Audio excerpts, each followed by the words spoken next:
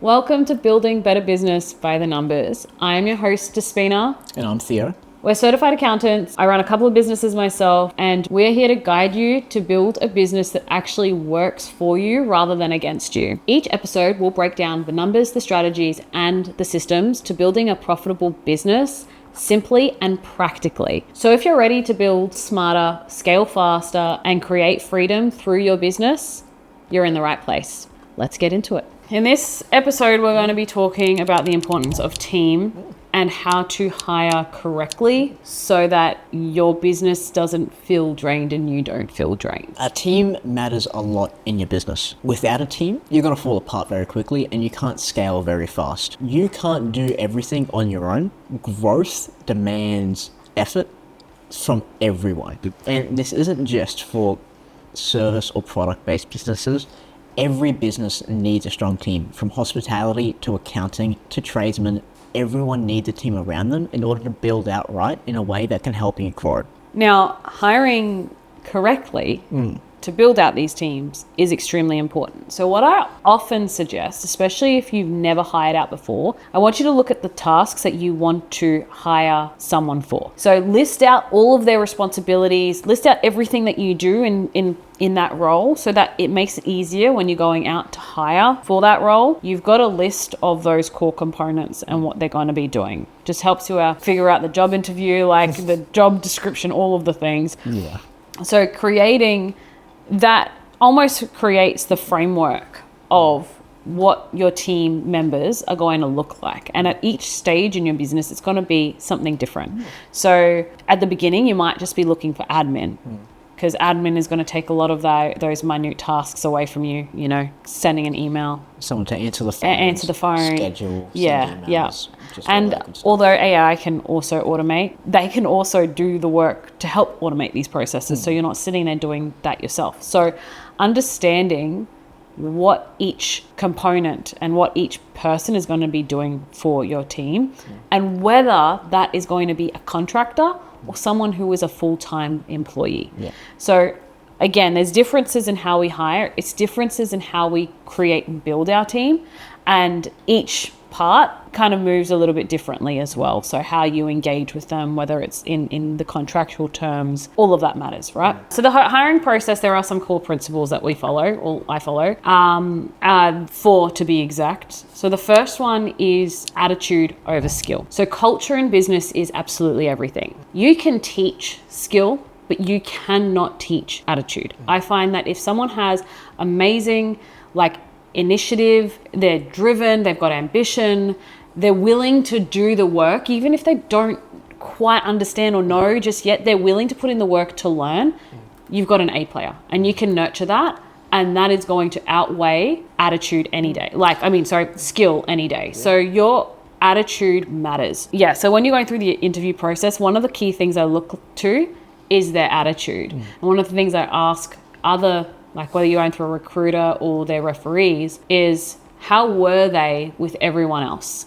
Because I've made mistakes in this in the past, and it's bitten me in the ass because the attitude was just never what I needed it to be. Not that they were a bad person, but it just wasn't the right culture fit. And that impacted significantly on the rest of the team. So attitude over skill. Skill can be taught. The second core principle, and this is something that I'm going to be looking to implement with the new as we go on, because we're building out, is friction is filler. So you want to create friction into filling that role. What do I mean by that? Literally, you're just trying to make it a little bit harder for that person to move on to the next stage. So basically what this is doing is trying to stop the micromanaging behavior. So if you filter through, you'll see someone who is willing to just give shit a go and lead rather than micromanage. So you're wanting to stop someone taking control over a role, but instead lead in the role, because that's what you want. You can't have too many captains. Yeah. 100%. So you need a leader in each department, a leader in each role. If you've got someone who's just constantly taking control of that, again, you want to weed that out. So that's the second one. The third one is giving people ownership of their role.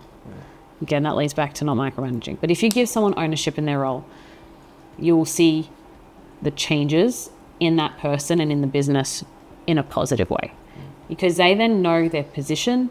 They then know what it is that you want from them and what you want from them in this business.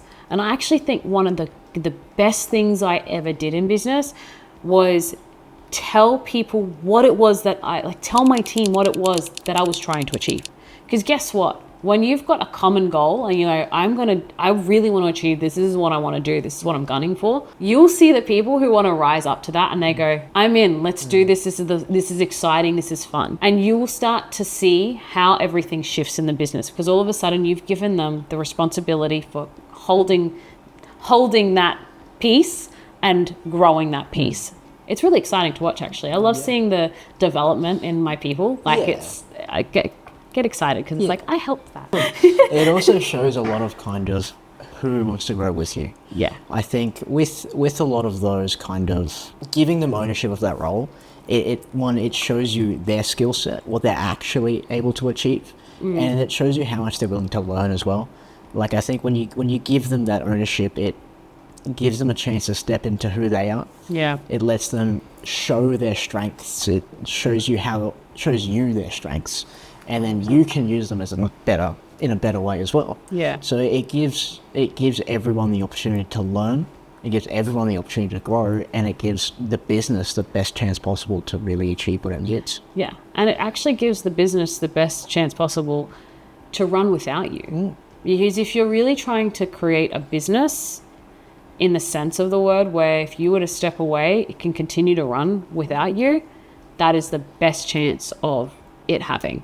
Otherwise, you've just created an elaborate job for yourself that might make you good money, and there's absolutely nothing wrong with not wanting to have to step away from it, but it is nice knowing that you could step away from it, because that's where freedom comes from as well. So knowing that you've got people there to run the business, you know, you can go on holiday, you can enjoy your life, but they can also enjoy their lives too. You know, you're not they go on their leave, they have their time off. It's all a part of it. Look, honestly, as a business owner, I don't think I ever stop. I constantly am thinking of the next thing, but I like that. Yeah. I like spending my time like that. I don't expect that from my staff. Okay, some of them will, like, they, you know, some people will just be like so driven and wanting to do it, but I don't expect it from my staff, because at the end of the day, your drive is different. Okay, and then the fourth one is that different doesn't equal worse. So someone who does something different to you doesn't mean that it's worse. In fact, it's probably better, because business is driven by innovation. And so if someone's come in and they've created something, a process in a way that's different to maybe the way that you've done it, but it works better, that's fantastic. That's not a bad thing. But what I see a lot of business owners do is they see the different, and because it doesn't match up to the way they do it, then it's wrong. They're doing it wrong, they're not doing it the way that I'm doing it, and they're actually stopping and hindering the growth of their business. So if you find someone who is actually doing things a bit differently, but it works, keep them doing that thing. It lets people play to their strengths better as well. Absolutely. I think in a lot of industries in general, you can pull people from other industries into yours, and they come with a different perspective all the time. They'll always ask the question at the start, why is this, why is that? Yeah. It'll give them that insight, and then in the next 6 to 12 months, you can see how they start implementing their skills and what they've learned from other industries into yours. Yeah. And it just brings a lot of efficiencies to you in the long run. It opens your eyes up in a way that, because you've only known this thing, it opens up your eyes in ways that you never would have opened them before. Exactly. Really? Yeah. And like innovation is literally the hub of business. Like you said, business owners are the innovators of this world, and like you need to nurture that. This kind of goes into the ego side of things. If you're not allowing that to happen, your business not growing is on you. Like it's on you. Like I can't. You know, if you're happy with stagnation. That's it. If you're happy with where you are and you're someone who doesn't want the growth, that's fine. That's fine. Yeah, there's absolutely nothing wrong with that. But you can't blame your business in terms of what your business does. So if you're a plumber or an electrician or whatever, you can't blame the core of your business as the reason it's not growing. The only person to blame is you, because you aren't going out and innovating to make a change and to do something that's different. So that would be the 4. So those are the 4 core principles that I go through when it comes to hiring. I'm going to draw this quadrant for you, and I use this as a way to pretty much assess current hires and look at future hires. So when you're doing performance reviews, this quadrant is very, very handy. So you got A, B, C, D. A is skill is there, and then you've got attitude. Okay? Ding, ding. Okay? The second one here is that they have the right attitude. Sorry, my writing is so messy. But there's no skill, or they're limited. So it's limited. Cool. Then here, you've got skill, but no attitude. Or the wrong attitude, I should say. And this one is they've got no attitude and no skill. So basically, this kind of comes through there. Sorry, I've just crossed through it. But essentially, you're trying to get people to be A players. All right? So someone could come in and they're an A player, but then something happens in the work and they drop and their attitude changes and they go to a C player. And you think about it, you're going through this performance review and you go, right, what am I going to do? How am I going to change this? This is on me as a leader. Again, you're always introspective, thinking about how you can be better. So you look at the situation and you think, can we change the attitude? Is there something culturally in our business? And can they move back up to the A player? So if they're there, not a great sign, because a lot of the times they kind of move to here. And it's not to say their skill changes, but their skill may change for the position that they're in. So it also might mean that they're not in the right position for what they should be doing. Could just mean that they need to be moved into a different department, into a different role. So it's not necessarily that they're going to leave the business or you're going to fire them, but it could still very well end up being a dismissal. Just depends on the situation. Now, if someone comes in and they've got bad attitude and their skill sucks, well, get rid of them. Fire them. They're not going to help your team at all.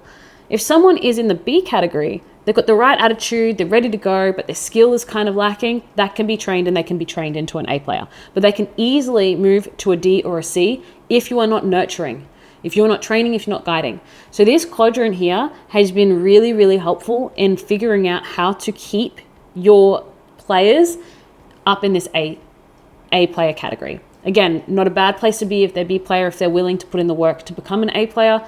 D player, normally it's like either they've got to switch the position or they're just not suited for the job. And the same with the C player. C player can go back up to A if their attitude changes. So ultimately, you as a leader need to be constantly reviewing this and helping people succeed and continue to be in the A. If they don't want to succeed, they will weed themselves out. But it's having key frameworks to really help. And I hope that helps other people make the right decisions or even just go through the performance review process. Because I think as a small business, especially when you've got not that many staff, like if you've got under 5 staff, a lot of people are just operating on initiative. You know, and you're kind of expecting them to operate off initiative, but if you're not giving them the right guidance or training, it could backfire on you pretty negatively. And so you want to make sure that you're checking in with them and you've got something to kind of go off. Yeah, and that has helped so much, just thinking of I'm a very visual person. Yes. I like to see like A, B, C, D, and you're like, oh, D. Yeah. But it doesn't, again, like I said, D could just mean that they need to move to a different department. Their skill set may be better suited for something else. Yeah. And even excitement and attitude-wise, it's moving them in their positions. Yeah. It can ignite a new kind of drive for them. That's 100%. That's it. People drive your business, and that attitude ripples on. So check in with yourself as well. Like, don't think that you've got it all sorted either. Yeah. You know, I like to ask for feedback as well. I want feedback on how I'm leading, because it makes it better for you guys.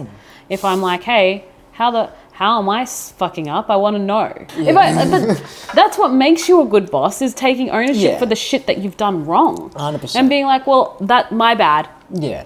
And taking the accountability and saying, all right, I fucked up here. Yeah. How do I get better? What do you want me to offer you in terms of both workplace and actual individual growth that I can help? And then taking that initiative and then giving them what they want, not necessarily whether it's giving them the opportunity to grow to it. Yeah. So it's like, you know, no offense, don't take any offense to this, but it's like your child. Like, but when you're a parent and you're parenting a child, you're not trying to just praise them for everything they're doing right. Yeah. You're trying to teach them how to be a good human and how to survive in the world. And it's the same with your business. Your business is your baby, and the people in it are like your children. But I want you to be better. I want to see growth. I want that to be something that you're striving towards, because it fills up my cup as well to see that my company and my business was able to provide and nurture something that was super cool. And then you see someone going out and doing something amazing. Yeah. It's How cool is that? And then also from like the employee side of stuff, having that in terms of having that option to your employer wants you to grow and the person that you work for wants you to grow and wants to see your skill sets improve over time. It kind of ignites that drive where it makes you feel like if I can work harder, I can make these people happy because they want to see me grow. They want to see me do better for myself in the next 5-10 years. They want to see how much better I can get, so let's see what I can do. Yeah. It's that drive that and that comes straight down to the attitude though, and not every single person has that attitude. And I think that when you look at the framework, when you look at the core principles, that's going to help filter through what you need in a specific role and what you are expecting from that. So I have a certain set of expectations for admin and a very different set of expectations for the accountants and for the other key drivers in the business. So those are they're two very different ones. And that's why I always say, write down what it is. What do you expect from these roles and these people? Because then if you work backwards and you reverse engineer it, you're going to find the right person for that role. Don't rush it. Take your time. It's not life or death. But it could be if you hire wrong. It could be the death of your business. It could.